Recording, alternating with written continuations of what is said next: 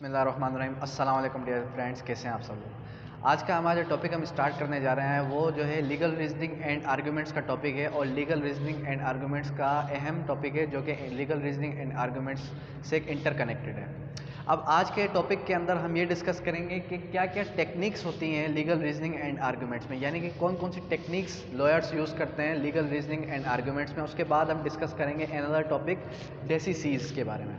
तो डेसिसीज क्या है वो भी आज हम डिस्कस करेंगे, साथ ही साथ टेक्निक्स के बारे में भी डिस्कस करेंगे। तो आइए स्टार्ट करते हैं आज का टॉपिक। सबसे पहले डिस्कस करते हैं what are the techniques of legal reasoning and arguments. तो सबसे पहले हमें ये जानना पड़ेगा कि कोर्ट के अंदर कौन कौन सी टेक्निक्स हैं जो लॉयर यूज़ करते हैं। आप सभी जानते हैं कि लॉयर्स जो हैं वो बहुत ही शार्प माइंडेड होते हैं बाय देयर प्रोफेशन। उनका जो प्रोफेशन है लॉयर्स का, लोअर कोर्ट हो या हायर कोर्ट हो, चाहे कोई भी कोर्ट हो, लेकिन लॉयर्स जो हैं वो वेरी शार्प होते हैं बाय माइंडेड। अब कोर्ट के अंदर जितने भी मैटर्स होते हैं उन मैटर्स को वो जो है आर्गूमेंट देते हैं, और जितनी भी वो लीगल रीजनिंग करते हैं वो उनकी जो टेक्निक्स होती है वो टेक्निक्स समझने के लिए हमें ये समझना पड़ेगा कि कोर्ट के अंदर वो डिस्प्यूट क्या कर रहे हैं। सबसे पहले वो केस को देखते हैं, जैसे कि मैंने प्रीवियस लेक्चर में बताया था कि केस एनालॉजी होती है। तो इसी तरीके से अगर बात की जाए टेक्निक्स के बारे में, तो टेक्निक के अंदर ये यूज़ होता है कि लॉयर्स जो है वो क्या करते हैं, किसी भी केस को जानने के लिए उसके फैक्ट्स की तरफ बढ़ते हैं। उनकी जो टेक्निक्स का पॉइंट होता है, पॉइंट्स को कलेक्ट करने के लिए वो क्या करते हैं, सबसे पहले टेक्निक को समझने के लिए उसके फैक्ट्स की तरफ जाते हैं, और जानने के लिए ये देखते हैं कि जो केस है उस केस के कौन कौन से एविडेंस है, उस केस के कौन कौन से प्रूफ हैं, फिर ही वो टेक्निक्स अपनी यूज़ करते हैं। उनकी टेक्निक्स क्या होती है, उनकी टेक्निक ये होती है कि वो अपने माइंड के थ्रू जो है वो उस केस को पढ़ते हैं, और अपने माइंड से अपने टेक्निकल माइंड से वो ये देखते हैं कि उस केस के फैक्ट्स आया कि उस केस के फैक्ट्स जो हैं वो उस केस पे फिट होते हैं या नहीं। अब बात करते हैं कि फिर वो जो है कैसे जो है वो केस लगाते हैं।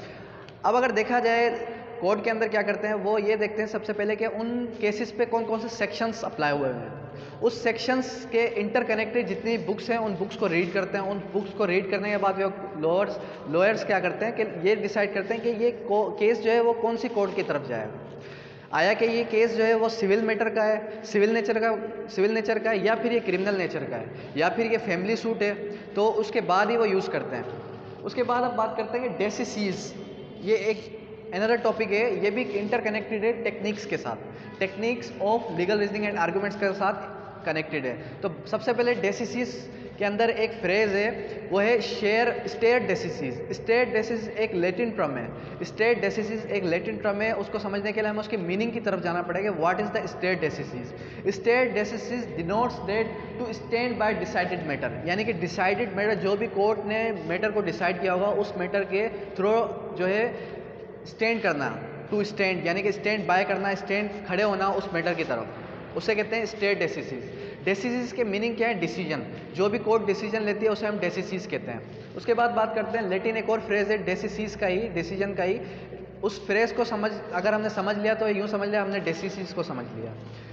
State decisis et non quieta movere, stare decisis et non quieta movere. तो इसकी मीनिंग क्या है? To stand by decision and non to disturb settled matter.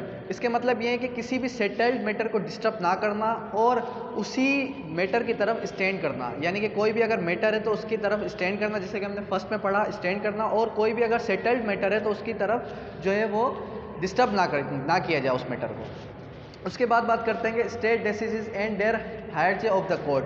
Court के अंदर क्या होता है कि जितने भी लॉयर्स होते हैं वो क्या करते हैं, सबसे पहले ये डिसाइड करते हैं कि कोर्ट के अंदर जो मैटर जा रहा है वो मैटर किस नेचर का मैटर है, लोअर कोर्ट का मैटर है, या फिर हायर कोर्ट का मैटर है, या फिर सुप्रीम कोर्ट का मैटर है। अब कोर्ट के अंदर जो भी हायर कोर्ट्स होती हैं वो बाउंड नहीं होती लोअर कोर्ट्स के डिसीजन को अपने आप को बाउंड करने के लिए, यानी कि उस डिसीजन को वो जो है फॉलो नहीं करेंगी। अब जब भी कोई मैटर चैलेंज होता है हायर कोर्ट में, सबसे पहले वो मैटर जो है डिसाइडेड होता है लोअर कोर्ट्स में। अब वो लोअर कोर्ट्स में डिसाइडेड होने के बाद जब उसको चैलेंज किया जाता है अपर कोर्ट में, हायर कोर्ट में, तो हायर कोर्ट क्या करती है, वो डिसीजन देख के फिर वो अपना एक डिसीजन देती है, फिर वो केस चलता है, उसके बाद वो डिसीजन देती है। लेकिन ऐसा नहीं है कि जैसा ही एज इट इज़ वर्डिक्ट दिया जाए, जैसा कि लोअर कोर्ट ने दिया as it is higher court भी वैसा ही वर्डिक्ट दे। रैंक, सबसे पहले क्या देखा जाएगा? Rank of the court. Court का रैंक देखा जाएगा कि कोर्ट कौन से रैंक की है। उसके बाद देखा जाएगा कि हायर कोर्ट की जो हायर कोर्ट जो होती है वो किसी भी तरफ से किसी भी तरह से बाउंड नहीं होती लोअर कोर्ट के डिसीजन को अपने ऊपर बाउंड करने के लिए या फिर उसको फॉलो करने के लिए। तो ये आज का जो टॉपिक था वो techniques of legal reasoning and arguments का था, और इसके साथ ही साथ हमने ये भी डिस्कस किया कि डेसिसीज क्या होती हैं। अब डेसिसीज को हमने क्लियर वर्ड्स में यूँ समझा कि डेसिसीज जो है वो एक लैटिन टर्म है। डेसिसीज की फ्रेज भी जो है वो भी लैटिन टर्म से ही इंटरकनेक्टेड है। अब डेसिसीज के लैटिन टर्म हमने जो ट्रांसलेट कर लिया तो हमें क्लियर हो गया कि what is the decisis. So this was my lecture regarding techniques of legal reasoning and arguments. Thank you, that's all.